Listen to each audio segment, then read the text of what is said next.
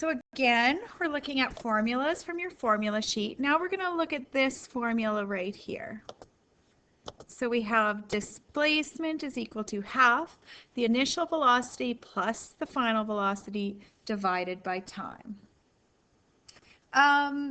So we need to know that even though there's no acceleration, we have to make sure that there's constant acceleration before we use this formula. So let's look at this question here. Determine how far a vehicle moved if it started at 12 meters per second and accelerated up to 28 meters per second at a time of 34 seconds. So we're assuming it's a constant acceleration. Okay? So first thing we do is we always write what information we were given.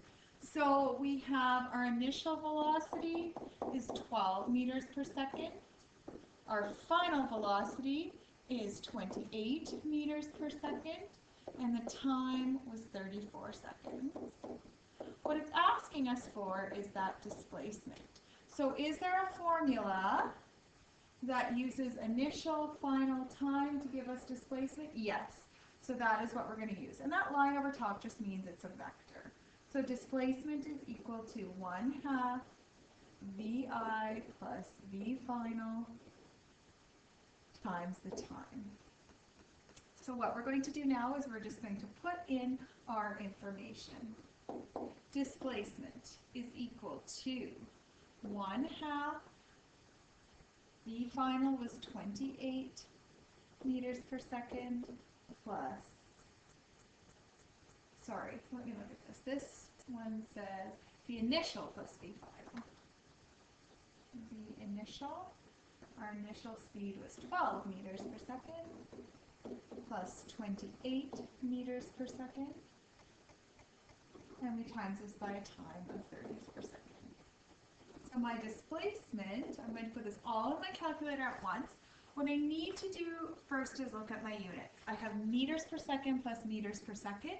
That will just be meters per second times by second. So meters per second times by second. I'll be left just with meters. That seems correct because we're looking at a displacement. Brackets are going to be very important here. We need to make sure that we have these brackets in when we put it into our calculator. So what I'd like you to do is press pause, use your calculator and see if you can get the same answer that I can. Don't just watch what I'm doing, okay?